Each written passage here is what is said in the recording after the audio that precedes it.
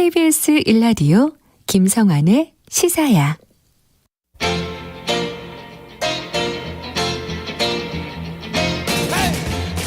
한 주 동안 있었던 뉴스 가운데 우리가 조금 더 깊이 들여다봐야 할 이슈를 짚어보는 시간입니다. 뉴스야 외전 함께 하실 패널 두 분 소개해드리겠습니다. 늘 함께 하시는 분이죠. 배종찬 인사이트K 연구소장 자리하셨습니다. 안녕하세요. 안녕하십니까. 오늘 새롭게 나와주신 분이 계십니다. 김수민 시사평론가 모셨습니다. 안녕하세요. 네, 반갑습니다. 바뀐 겁니까? 글쎄요. 바뀐 건 아니죠. 네. 김수민 평론가가 잠시 네. 나와주셨습니다. 특별히 저희가 김민아 모셨어요. 평론가니까 이름에 두 글자가 같네요. 왜요? 김수민 평론가. 이름을 가지고 네. 지금. 예, 제가 뭐라고 응수를 해야 될지 난감한 이런 식으로. 드립이었습니다. 평소에도 이렇게 하고 있습니다. 꾸준히 밀고 가다 보면 이것도 익숙해져요. 네네. 김수민 평론가하고도 제가 또 방송 뭐 유튜브 한 적이 있어가지고. 아, 예. 그럼요. 서로 간에 다 잘 아시니까요. 오늘 나와주셔서 고맙습니다. 네, 반갑습니다. 먼저 그 지난 16일 예정됐던 문재인 대통령과 윤석열 당선인의 회동이 무산된 부분, 그 이후에 오늘 문 대통령이 메시지를 냈어요. 네. 빠른 시일 안에 만나 격의 없이 대화하는 것이 국민에 대한 도리이며 청와대 문은 언제든 열려 있다. 이런 메시지를 냈는데요. 오늘 문 대통령이 낸 메시지 어떻게 보십니까? 맞는 이야기죠. 지당한 이야기죠. 네.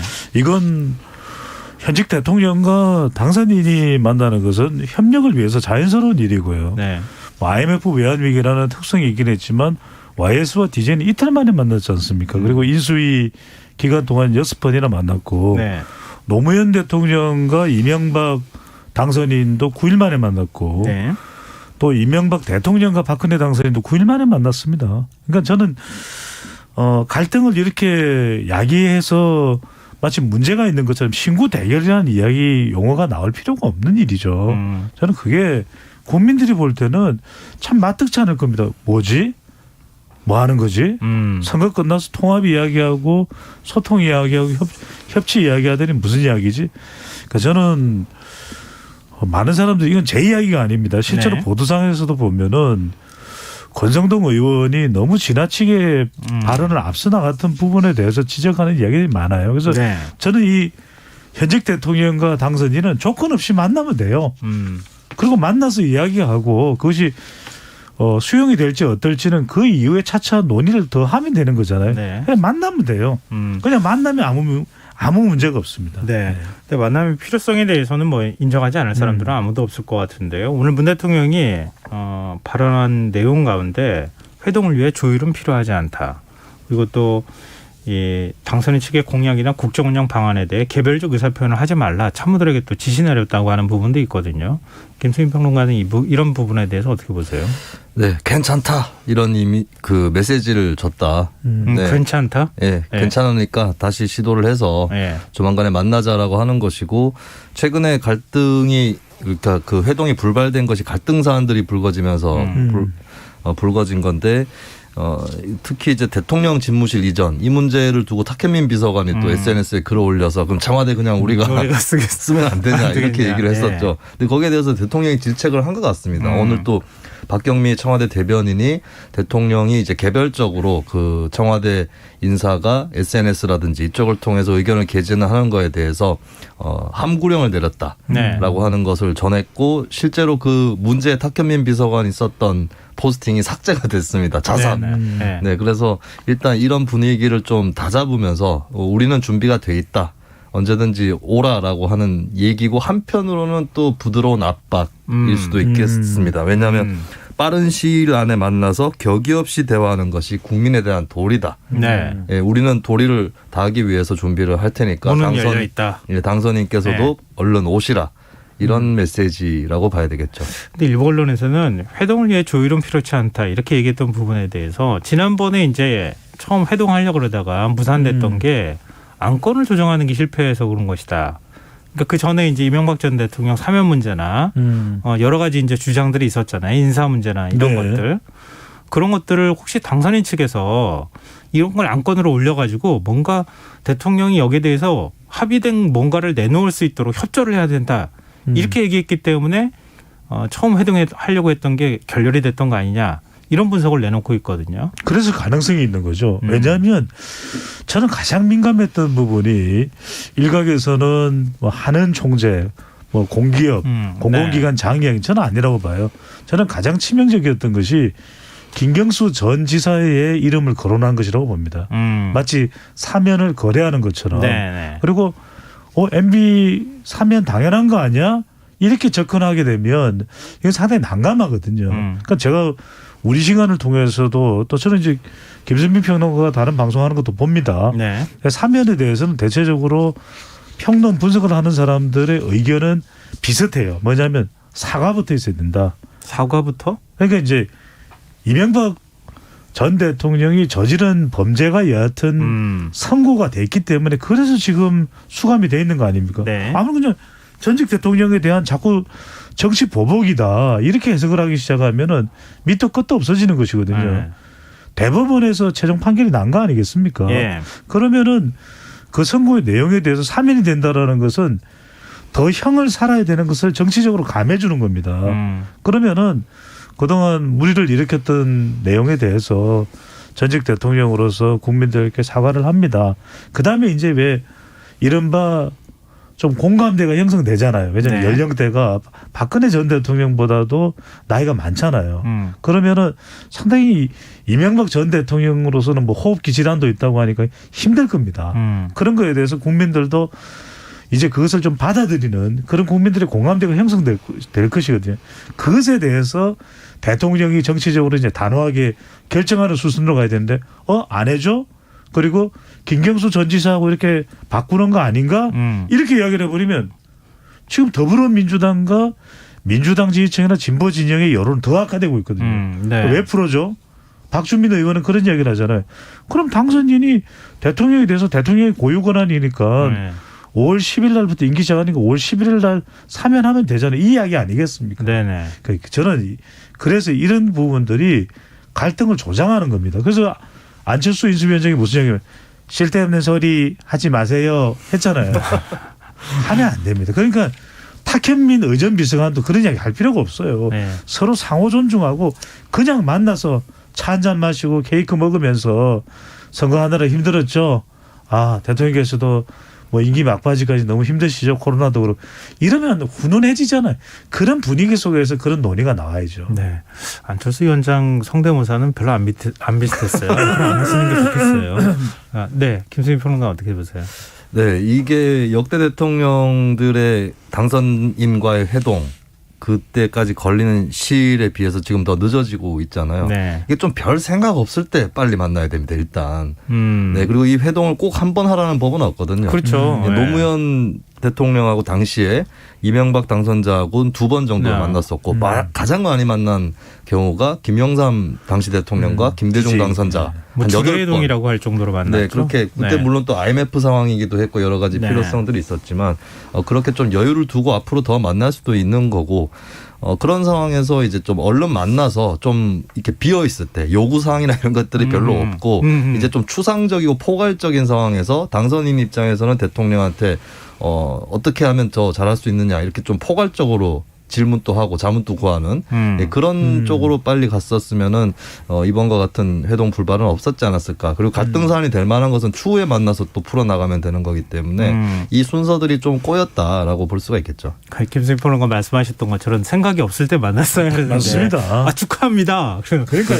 이렇게 손이 이가 가벼울 먼저 때. 나왔으면 좋았을 텐데 그게 아니라 한 일주일 정도 지나고 나니까 뭐 서로 불편하게 뭔가 얘기가 오고 가기도 하고 이런 상태가 돼버리니까 더 만나기가 어려워요. 네. 이런 게 되지 않았나 이런 좀 아쉬움이 들기도 하는데. 사면 문제도 좀 윤석열 당선자가 마음이 급했던 것 같아요. 아마 윤석열 당선자는 김대중 전 대통령 사례를 생각을 했을 거예요. 내가 당선자 신분으로서 현직 대통령에게 건의를 해가지고 국민 통합의 그림을 만들어보자. 네. 이렇게 생각을 했을 텐데 아까도 말씀드렸지만 김영삼 당시 대통령과 김대중 당선자 여러 차례 교감을 했단 말이죠. 그거에 비해서는 조금 앞질러 나가지 않았나. 뭐 그게 선이라 할지라도 조금 마음이 급하지 않았나 그렇게 보입니다. 네. 참고로 이 말씀도 드려야 될 것 같아요. 네. 박근혜 정부 들어서서 윤창중 대변인 아실 겁니다. 윤창중 대변인은 대통령이 정치적으로 사면 이런 건 남발해서 안 된다. 또 그런 발언을 하기도 했습니다. 그러니까 선거가 끝나고 나면 당연히 당선인이 현직 대통령에게 건의를 하고 사면은 자연스럽게 하는 수순이다. 그런 공식은 없어요. 공식은 없는 겁니다. 그런 사례가 있었던 거지. 그렇다면 논의를 해야 될 일이지. 마치 당연한 거 아니야? 왜 안 해줘? 그럴 수 있어? 이게 아닌 거죠. 저도 사실 궁금해가지고 자료를 좀 찾아봤어요. 그러니까 1997년 김영삼 대통령하고 김대중 당선인이 만났을 때 그때 이제 이틀 만에 만났을 때 6개 합의사항을 만들었잖아요. 네. 5개 합의사항까지는 IMF 외환위기 극복하는 문제에 대해서 합의를 한 내용이었고요. 6번째가 사면 문제에 대한 합의였어요. 그 문구가 어떻게 돼 있냐면은 김영삼 대통령은 전두환 노태우 두 전직 대통령을 사면 복권하겠다는 의향을 표시했고 김 당선자는 이를 지지했다. 이렇게 돼 있어요. 네. 김 당선자가 사면을 주는 게 좋지 않겠습니까? 먼저 제안한 게 아니라 아니죠. 사면권은 대통령한테 있으니까 대통령이 먼저 의향을 밝혀주고 동의를 얻는 이런 모양새를 만들어줬는데 이번에는 모양이 거꾸로 된 것 같기 때문에 그것 때문에 또 갈등이 더 있는 거 아닌가 그런 얘기를 하네요. 자, 그러면은 지금 이제 그 공공기관 인수 문제, 인사권 문제 있잖아요. 이거는 네네. 계속 좀 앞으로 갈등이 좀 잠복된 사안이 아닐까 싶은데요. 그렇습니다. 이 문제는 어떻게 풀었으면 좋을 것 같으세요? 두 분은? 그러니까 이 인사 문제는 이번만이 아닙니다. 그러니까 이제 임기가 묘하게 이제 역대 박근혜 대통령 때까지는 대선이 12월에 있었거든요. 그러니까 네. 1, 2월에 이제 인사처라고 안 겹쳐졌어요. 네. 근데 지금의 경우에는 이제 3월 달에 대통령 선거가 있으니까 지난번에는 5년 전에는 또 5월 달이었고 이게 묘해진 겁니다. 네. 그러다 보니까 금융기관 각종 공기업 공공기관장이 인사가 한참 2, 3, 4월 달에 이루어지거든요. 네. 이거는 간단합니다. 우리가 절충의 묘라는 거는 어떤 지금 법적으로도 이걸 어떻게 한다는 게 없는 거 아닙니까? 그럼 네. 법만 따지고 놓고 보면 인사권자는 대통령이 맞죠. 그러니까 5월 9일까지라도 인사를 하게 될 일이 있으면 그건 대통령이 하는 겁니다. 네. 그런데 이제 임기를 시작하는 공공기관장이 3월 달, 4월 달, 5월 달 임기 1년이든 2년이든 새 정부와 그리고 당선자가 이제 대통령이 되면 더 많은 시간을 보내거든요. 네. 절충을 하면 됩니다. 그러니까 적어도 임기가 이 대통령 선거를 전후로 해서 3개월에 인사가 일어나는 경우에는 네. 이 현직 대통령과 그다음에 당선인의 인수위에서 협의 조정하고 그것의 기준은 이러이러한 것을 통해서 정하도록 한다. 이번 기회에 만들자고요. 그게 없었기 때문에 그냥 남발해온 겁니다. 그러니까 미국 같은 경우에 그게 하나의 정치 문화로 돼 있고 미국은 4년마다 있는 대통령 선거의 시점이 비슷하지 않습니까? 네네. 그리고 그런 게 하나 이제 문화로 200년 이상 되면서 정착이 됐거든요. 그러니까 우리도 사실상 대통령 직선제 개념이 본격화된 것은 87년 이후니까 이번에 이제 그런 걸 한번 논의를 해보자고요. 네. 뭐 인사 네. 문제에서 저도 비슷한 의견인데 어쨌든 공공기관장은 대통령하고 정부, 정권 이쪽하고 코드를 공유할 수밖에 없습니다. 그게 예. 되지 않으면은 정부의 시책 이런 것들이 발휘가 안 되는 거죠. 그렇다면은 이것을 기본으로 놓고 차라리 아까 미국 사례도 얘기를 하셨는데 대통령하고 공공기관장의 임기를 일치시키는 그래서 같이 들어가고 같이 나오는 이 모델로 가야 된다는 생각을 합니다. 이게 이제 항상 여야가 바뀔 때마다 야당 쪽에서는 네, 그거를 허용을 맞아요. 또 못 해주겠고 네. 근데 여당이 되고 나면 또 그 제도가 탐이 나고 이러면서 합의가 이루어지지 않은 건데 이제 정권 교체를 거듭해서 해봤기 때문에 네. 그렇게 하는 게 맞지 않을까라고 근데 좀 여야가 좀 합심을 할 때도 되지 않았나 싶고요. 그리고 이 경우에 이제 그렇다면 정권 코드 인사가 공공기관을 너무 좌지우지하는 거 아니냐 이런 걱정이 나올 수 있는데 그 부분에 대해서도 공공기관의 임원은 여러 명이 있지 않습니까? 네네. 그러면 국회에서 뭐 야당에서도 감사를 추천한다든지 예. 임원 일부를 추천한다든지 또 그 공공기관 내부의 직원들이 뭐 노동이사제라든지 이런 것들이 또 도입이 되고 있는데 그쪽에서도 대표자가 임원으로 들어간다든지 이렇게 내부에서의 견제, 균형 이런 것들을 같이 갖춰주면 이런 식으로 아예 그냥 코드 인사의 양성화라고 볼 수 있겠죠. 그런 쪽으로 가는 게 맞지 않나 싶습니다. 근데 근본 중에 어떤 대책에 관한 의견을 제시해 주셨는데 말씀 듣다 보니까 민주당 아니면 국민의힘 이렇게 하니까 당신들도 지난번에 그렇게 하지 않았느냐. 그러니까요. 우리도 왜 우리를 그러면 뭐라고 하느냐. 이런 일들이 끊임없이 지금 반복되고 있는 거 아닌가. 악순환입니다. 네, 이제는 좀 예. 제도적으로 그걸 어떻게 바꿀 수 있는 방법들 예. 그걸 좀 고민할 시점이 됐다. 이렇게 단 지적을. 하나만 짧게만 말씀드리면 이제 공공기관장은 그렇게 하되 임기가 보장돼 있는 검찰총장 네네. 이런 건 저는 네. 손대면 안 된다고 네. 봅니다. 예. 압력을 가할 필요도 없고 누가 뭐라 가타부타 이야기할 필요도 없고 그 임기대로 그대로 두고 해야 될 직분과 본분을 다하도록 그것을 보장하고 그것을 확보하게끔 하는 것이 가장 훌륭한 것이죠. 이 김종인 전 총괄선대위원장이 그렇게 얘기했잖아요. 윤석열 당선인은 검찰을 건드리면 안 된다. 이런 얘기를 했던 건데 그것도 한번 참고해 보면 어떨까 싶고요. 오늘 대통령직 인수위원회가 공식 출범했습니다. 인수위원들의 면면을 두고 서운함이다. 뭐 이런 얘기까지 나오고 있는데요. 또 여성은 4명밖에 안 되고 우리 청년층은 1명도 안 들어가 있다. 이런 지적도 지금 나오고 있는데 그 인적 구성 두 분은 어떻게 보세요? 지금 좀 불가피하다 이렇게 보시는 겁니까? 아니면은 네. 조금 우려할 만한 부분들이 있을까요? 일단 저는 청년이 적게 들어간 건 어쩔 수 없는 부분이 있다고 봅니다. 한국 사회의 인재풀 그리고 현재 한창 활동하고 경력을 쌓은 사람들 중에서 30대 40대가 드문 것이 현실이거든요. 네. 그 풀 자체가 좁은 것은 이제 어쩔 수 없는 건데 다만 인수위 측에서도 청년 쪽을 이제 실무자라든지 이쪽으로 기용을 해서 경험을 쌓게 하는 그런 또 작업은 하고 있는 것 같습니다. 그래서 네네. 그 부분에 대해서는 뭐 어쩔 수 없는 현실 속에서 어느 정도는 최선을 다하고 있다 이렇게 평가를 하고요. 근데 여성이 너무 적은 것은 이거는 좀 신경을 써서라도 더 안배를 했었어야 되는 부분이 아닌가. 어떻게 아주 극소수에 해당한 4명인가요? 그 정도면 네. 어떻게 여성이 24명 될 수 중에 있는가. 4명이죠. 네, 네. 그거는 너무 부자연스럽다는 생각이 들고요.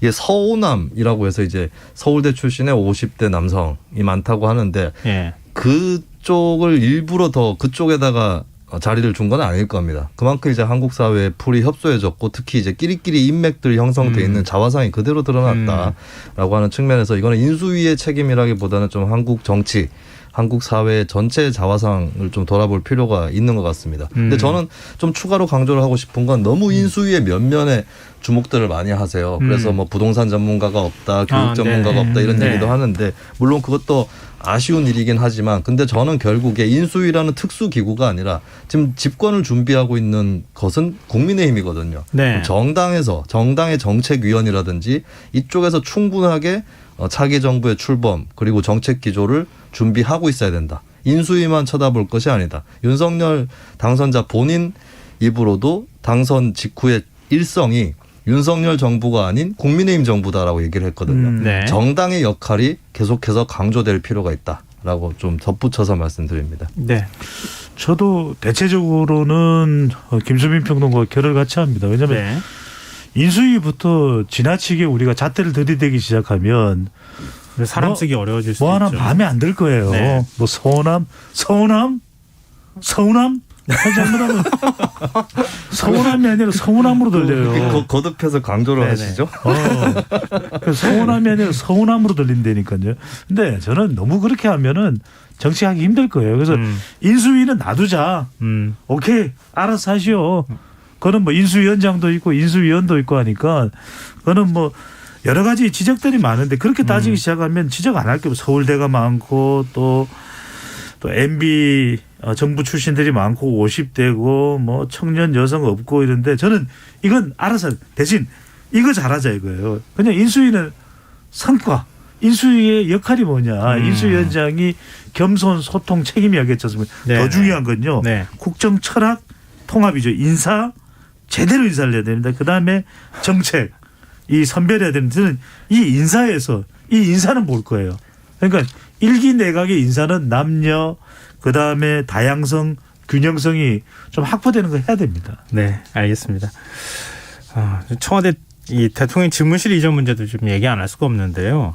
뭐 그동안에 여러 차례 이제 김은혜 당선인 대변인이 얘기를 한 부분 때문에 이거 어디로 빨리 지금 시간은 좀 촉박한데 지금 선택지가 너무 좁아졌다 이런 얘기도 나오는데 오늘 윤 당선인 측이 봄꽃이 지기 전에 국민들께 청와대를 돌려드리겠다. 이렇게 입장을 밝혔어요.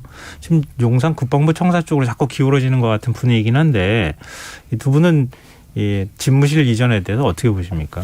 저는 적극적으로 추진하는 것에 대해서는 긍정적으로 봅니다. 그런데 세 가지를 세우자고요. 세 가지를 기준을 세우는 것은 뭐냐 하면은 자, 이전하고 집무실을 비청와대로 가는데 우리가 집착하고 매몰돼야 될 거냐 아니면 이 이야기가 왜 나왔느냐 그동안 청와대의 역사가 참 참담했습니다. 네네. 이승만 전 대통령 경무대 시절부터 시작을 해서 이제 리모델링이 되고 이제 기와가 청색으로 이제 되면서 뭐 청와대 이렇게 이야기를 하는데 블루하우스 이야기를 하는데 그동안 박정희 전 대통령은 흉탄에 쓰러졌고 뭐 역대 대통령 다 또 감방 가고 이게 이럴 일은 아닌 거죠. 내란죄 뭐 국정농단. 저는 세 가지입니다. 왜 옮기려고 그러냐. 그런 과거가 있기 때문에 안 들어가고 싶은 마음도 있었을 테고 첫 번째는 소통일 겁니다. 두 번째는 비용도 있습니다. 비용을 그럼 막대한 비용을 쏟아부을 일이냐 그건 아닐 겁니다. 그다음에 저는 신중할 필요가 있다. 그러니까 막 허겁지겁 뭐 빨리 결정을 해야 되고 이게 안달복달하는 이런 일은 아니라는 것이기 때문에 저는 굉장히 냉정할 필요가 있다는 거죠. 네. 왜냐하면 지금 강화문의 본청사냐 그다음에 외교청사냐 용산의 국방부 청사냐 이게 있지 않습니까? 그러면 적어도 한 100가지 체크리스트를 만들라 이거죠. 그래서 뭐 헬기장이 있느냐 벙커가 있느냐 뭐가 있느냐 보안이 되느냐 그리고 국방부가 합동참모본부가 옮겼을 때 어떻게 되냐 이걸 다 따져보면서 너무 시간에 쫓길 필요 없습니다. 다음 주 월요일까지 그럴 필요 없어요. 한 4월 중순까지라도 좀 정말 신중하게 생각을 해서 이게 말 그대로 국민들이 바라보는 차원의 기준에서 최선일 것이다. 그런 판단을 내릴 필요가 있겠죠. 네. 뭐 대체적인 논점은 다 제시를 해 주신 것 같아요. 네. 김수민 평론가 어떻게 보세요? 서두를 필요 없다는 말씀에 동의를 하고요. 저는 네. 이제 또 다른 과정상 절차상의 문제점을 지적을 해야 되겠는데 사실 이게 대통령 집무실을 이전한다는 거는 제왕적 대통령제를 청산하겠다라고 하는 큰 그림 중에 한 조각이거든요. 근데 그렇다면 그 과정과 절차도 제왕적 대통령제를 청산하는 과정이어야 합니다. 그럼 제왕적 대통령제 청산이 그냥 이렇게 조금 개방된 시설로 가는 그런 것이 청산인가? 그게 아니죠. 사실 국회라든지 정당 이쪽의 역할이 지금까지 청와대 권력에 눌려서 축소되어 왔고 네. 이런 것들을 타개하는 것이 제왕적 대통령제 청산이라면 이 집무실 이전도 국회하고 긴밀하게 상의하고 같이 결정하는 네. 그 과정을 반드시 거쳐야 된다고 생각합니다. 굉장히 중요한 논점을 제시해 주셨네요. 사실 또 그렇게 보면 개헌 문제하고도 연결이 될 수 있는 측면도 있는 것 같고요. 아니, 지금 김수민 평론가 말씀을 듣다 보니까 네. 저는 집무실이 여의도 국회 옆으로 가도 되지 않을까. 그러면은 국회 옆에 공간이면 특별히 높은 건물도 없거든요. 국회 앞부분의 공간이 상당히 있기 때문에 그러면은 국회와도 끊임없이 소통할 수 있고 네. 왜냐하면 여소야대 전국에서는 국회와의 소통만큼 중요한 게 없잖아요. 그리고 국회 본관 바로 우리가 정문에서 들어갈 때 오른쪽 편에 공간이 좀 있어요. 네. 그 공간을 얼마든지 이용할 수 있거든요. 그리고 국회 내에 넓은 국회 내에서 얼마든지 그 외국 내빈들도 맞이할 수 있거든요. 예. 저는 여의도 국회도 대안이 될 수 있을 것 같은데요. 다음 주 월요일쯤에 제4만 이렇게 보도되는 거 아닌가? 아니 근데 제4만 국회로 이전 이렇게 보도되는 게 아닌가 모르겠어요. 국회 본관 건물이 너무 커요. 네. 대통령이 있는 거 그거보다 더 커야 되잖아요. 그거 가지고 서로 논쟁할 것 같고 네. 이게 쉬운 문제 아니고 벙커도 만들어야 되고 복잡해요. 이게 간단치 않은 문제인데 문제는 일단 너무 시한에 촉박해가지고 문제를 추진하고 있다. 이것 때문에 조금 더 우려가 커지는 측면이 있는 것 같아요. 여의도 공원 밑에 벙커 있잖아요. 아 그런가요? 네. 네, 알겠습니다. 다음 주쯤 보도가 나갈 것 같습니다. 좀 지켜보도록 하죠. 네, 지금 여러분께서는 KBS 1라디오 김성환의 시사를 듣고 계십니다. 뉴스와의 외전 김수민 시사평론가 배종찬 인사이트K 연구소장 두 분 패널과 함께하고 있습니다. 오늘 좀 민주당 얘기를 좀 해봤으면 좋겠어요. 비대위 체제로 이제 넘어가지 않았습니까? 윤은중 비대위원장의 사퇴 문제를 두고 그동안에 좀 뭐 갈등이 좀 있지 않았어요.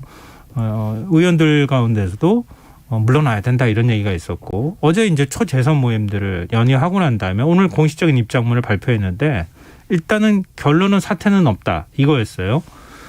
이 윤호중 위원장의 어떤 그 결정 두 분은 어떻게 보십니까? 김수민 평론가부터 얘기해 주실래요?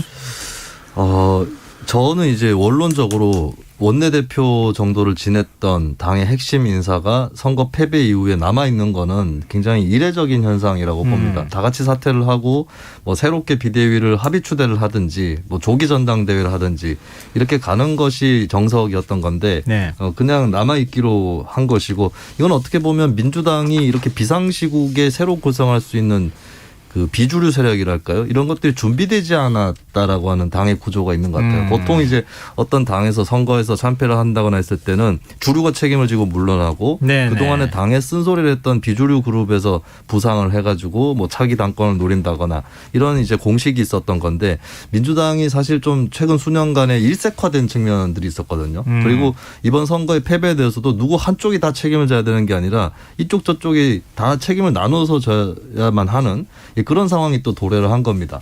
그래서 좀 윤호중 원내대표가 비대위 공동위원장직에 또 앉을 수밖에 없는 이유는 비대위가 또 순항을 하려면 누군가 이제 당에서 중심을 잡아주고 이거를 보장해주는 그런 네. 존재가 있어야 되는데 어쩔 수 없이 또 윤호중 원내대표가 나라도 남아서 이걸 좀 봐줘야겠다라고 하는 또 그런 취지도 한편으로는 또 깔려 있었던 것 같습니다. 이게 사실 지방선거가 없었다 그러면은 말씀하신 것처럼 그렇게 하기가 한결 수월했을 텐데 네. 지금 지방선거가 뭐 사실상 2달밖에 안 남은 상황이잖아요. 그러니까 더더욱 아마 어떤 대책을 만들기가 쉽지는 않았을 것 같긴 해요. 참 이게 어려워요. 네. 어려운데 저는 지금 민주당이 제사를 도려내는 혁신을 안 하면 저는 결국 이 상태에서 더 큰 전진과 변화는 없다. 왜 윤호중이어야 되지? 답이 없잖아요. 네. 답이 없어요. 당 내에서도. 그런데 반발 목소리에 대해서 일축하고 또 각오를 제시하고 정면 돌파를 선택했거든요. 과연 그럴 일인지는 모르겠어요. 그래서 저는 이 부분도 참 아쉬운 거예요. 적어도 그래도 선거를 패배했고 원내대표는 당대표만큼의 책임을 지는 자리입니다. 그렇다면 우리가 지난 이재명 후보의 선거 국면에서 윤호중 원내대표가 온몸을 불살라서 선거운동을 했다 이런 기사를 들은 적이나 본 적이 있습니까? 네. 아니 물론 최선을 다했겠죠. 그런데 여하튼 책임을 진다는 의미에서는 저는 세 가지가 먼저 갖춰져야 된다. 사과를 해야죠. 죄송합니다. 당원 동지 여러분, 지지층 여러분. 그런 다음에 공감을 얻어야 되겠죠. 그런데 제가 지금 물러설 수 없는 것은 적어도 지방선거까지는 책임을 져야 될 것 같습니다. 네네. 그래서 이 혁신을 통해서 그 짧은 기간이라도 비대위원들과 함께 눈물을 머금고 우리 살을 다 도려내는 혁신을 하겠습니다. 네. 거기까지만 하고 저는 물러나겠습니다. 뭐 이런 좀 메시지가 있어야 되는데 그런 게 없거든요. 그래서 지금도 비대위원들 중에서 쓴소리를 그나마 하는 사람은 당 외에서 들어온 사람이에요. 최입의 전 의원만 계속 이야기를 하는데 제가 짧게 이것만 말씀드릴게요. 왜냐하면 이런 반응이 있지 않을까 싶어요. 1번 당에 대해서는 문의합니다. 아니 당신 뭐 바깥에서 들어와서 우리 당의 속사정을 얼마나 했겠냐. 두 번째 그냥 쓴소리다. 세 번째 우리는 안 바뀐다. 그냥 비대위 그냥 운영해라. 저는 이렇게 되면 안 된다고 봅니다. 그 사실은 선거 패배에 대한 책임론 이거 하나하고 또 하나가 당 주류에 대한 좀 불신, 뭐 당 주류도 책임을 져야 되는 거 아니냐. 아까 김수민 평론가 지적해 주셨던 것처럼 이제 그렇게 이제 크게 두 가지 갈래로 얘기할 수 있을 것 같은데 이제 불신이라고 하는 측면에서 얘기를 하면 결국 지방선거 공천 문제가 걸려 있는 거잖아요.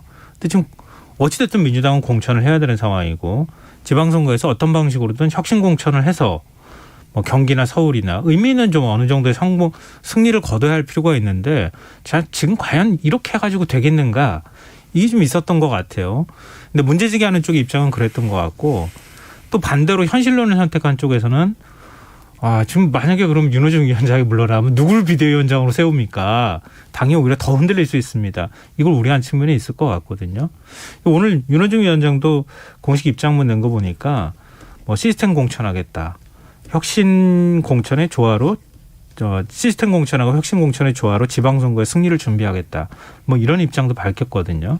근데 그런 부분들이 참 풀기가 어려운 것 같긴 해요. 네, 시스템 공천과 혁신 공천의 조화, 이 굉장히 원칙적으로 또 수사적으로만 보면 바람직하고 좋은 것이죠. 근데 여기에 이미 갈등의 불씨가 잠복해 있는 게 시스템 공천이라고 했을 때 원래 당에서 선출을 하던 문화, 절차 이런 걸 얘기하는 거잖아요. 네. 이제 민주당 같은 경우는 좀 당원 직선이라든지 이 평당원들, 진성당원들이 경선 때 이제 파워를 크게 발휘한 건데 사실 이제 이 진성당원들의 성향이 좀 민주당 전체 지지층을 놓고 보더라도 좀 뚜렷한 어떤 성향이 있습니다. 이쪽 당원들에게 밉보이면은 뭐 공천을 받기 어렵다거나 그렇다면은 그대로 예전에 했던 공천하고 비슷하게 갈 수 있는 가능성이 높다는 거거든요. 시스템 공천을 하면. 그렇기 때문에 또 혁신 공천 얘기가 나올 텐데 혁신 공천이 다른 게 아니라 사람을 이제 뭐 컷오프를 시킨다거나 예. 이 비대위라든지 지도부의 힘으로 컷오프 시키고 신인을 딱 꽂는다거나 이런 것이거든요. 거꾸로 얘기하면. 그래서 이 두 가지의 방법론을 놓고 또 싸움이 벌어질 가능성. 이것이 이제 그 시스템 공천과 혁신 공천을 조화시키겠다는 말 속에 새로운 이제 갈등의 불씨가 숨어 있다고 볼 수 있겠죠. 네네. 이게 쉬운 문제가 아닙니다. 왜냐하면 지방선거잖아요. 예. 2018년 지방선거 돌이켜 보십시오.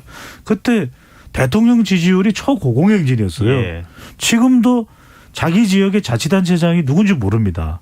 그런데 전국적으로 서울도 그렇고 자치단체장 대부분이 더불어민주당 소속이에요. 예. 근데 대통령 지지율 덕분에 2018년 모두 다 그렇게는 아니겠지만 높은 대통령 지지율 덕분에 당선의 덕을 봤어요. 그런데 지금 어떤 상황입니까? 비상위기 상황인데도 불구하고 이 현직들을 대거 교체할 수 있을까? 쉽지가 않아요. 왜 쉽지 않으면 그나마 이 위기 상황에서 당선 가능성이 높은 사람들은 현직이에요. 네네. 그러니까 현직 프리미엄을 도외시할 수도 없는 겁니다. 그러니까 김선민 평론가 이야기한 대로 청년으로 싹가리 물갈이를 하면 좋겠어요. 여성으로 물갈이 그것도 어려운 겁니다. 네. 참 그러니까 쉽지 않- 상징적인 지역에 확실하게 거기에 시선이 쏠 수 있도록 하는 그런 전략을 취할 수밖에 없을 거예요. 아마 현실적으로는. 그렇죠. 예. 그런 생각이 드는데 김승희 평론가한테 이걸 좀 질문드리고 싶어요. 아까 최입의 비대위원 말씀해 주셨는데 네. 문재인 대통령이 퇴임사에 반성문을 남겨야 한다.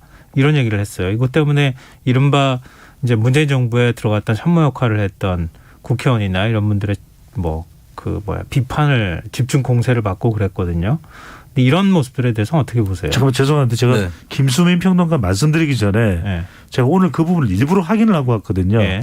근데 최입의 전 의원은 반성문이라고 자기가 말한 적이 없답니다. 근데 인터뷰에서 반성의 의미가 좀 담겼으면 좋겠다 그런 내용이 그렇게 전달됐어요. 와전이 됐다. 예, 예. 반성문이라고 한 적은 없대요. 그렇게 반성의 뜻이 좀 반영이 됐으면 좋겠다. 가령 뭐 인사라든지 부동산이라든지 그렇게 이야기를 했다 그러더라고요. 네. 근데 뭐 그렇게 그건 인정한다 하더라도 좀 너무 지나치게 예민한 거 아니냐. 여기까지는 얘기가 되지 않을까 또 싶어요. 네. 예. 그러니까 민주당이 최이 배를 타고 조국의 강을 건너야 한다.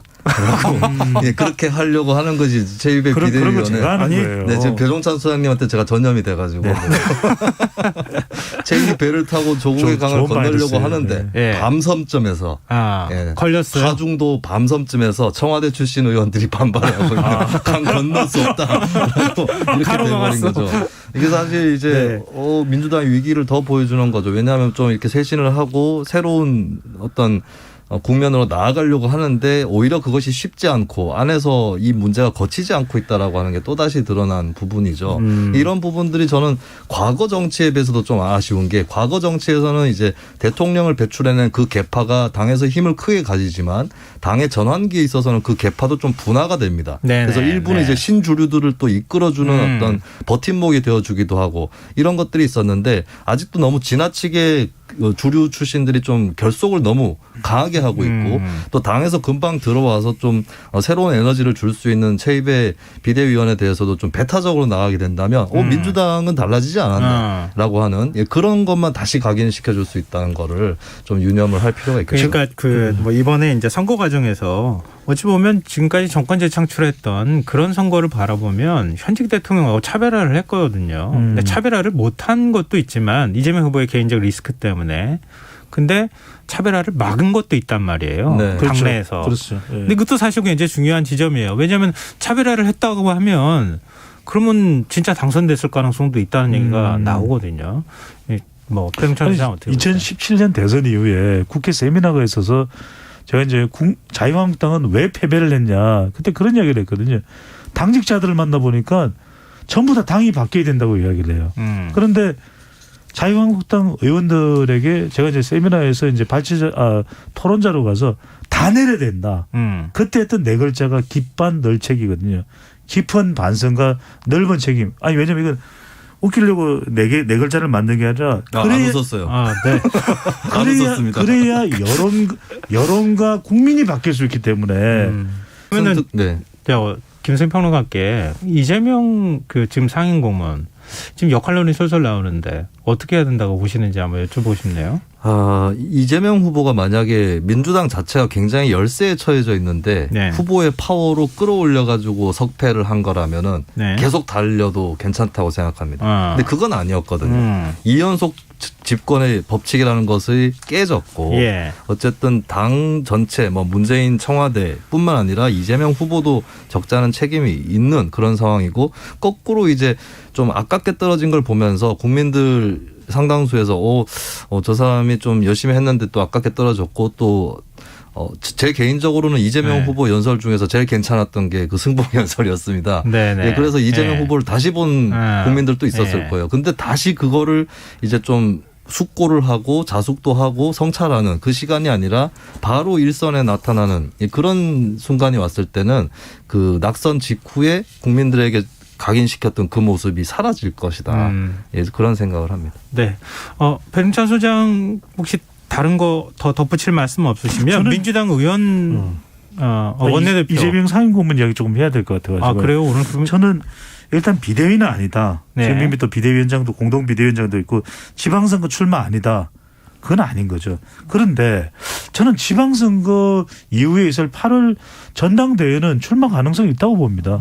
왜냐하면 지방선거까지도 더불어민주당이 당의 정체성이나 당의 경쟁력을 회복하지 못한다면 이건 당의 체질 자체가 문제 있는 것이거든요. 그렇다면 그때는 그래도 영향력을 가지고 있고 다수의 지지층들이 그래도 견인될 수 있는 그런 이재명 상임고문이 나설 필요가 있겠죠. 그래서 저는 네. 나선다면 가장 빠르게 나서는 거는 8월 전당대회일 수 있다. 그때 당대표로 나가는 거 말씀하시는 예. 거죠? 알겠습니다. 참 여러 가지 변수들이 남아있는 상황이기는 한 것 같아요. 뭐 민주당도 지금 혼란한 길을 겪고 있는 것 같은데 어떻게 정리하는지 좀 지켜보도록 하죠. 청취자 2005님께서요. 세 분 솔직하게 토론하시는 모습 다 멋져요. 토론하고 질문하면서 더 나은 의견도 나오고 좋습니다. 이런 의견 주셨습니다. 오늘 또 이런 토론을 김승인 평론가가 이끌어 주신 것 같아요. 네, 저는 그냥 특별히 뒤따라갔습니다. 이름에 감사의 수가 마음. 들어가잖아요. 수. 거기 뒤에다가 네. 배종찬 소장이 이런 말 덧붙일 땐 끝내야 돼요. 네. 네, 오늘 뉴스와 외전 마무리하도록 하겠습니다. 지금까지 배종찬 인사이트 K 연구소장 김수민 시사평론가 두 분과 함께했습니다. 고맙습니다. 감사합니다. 고맙습니다.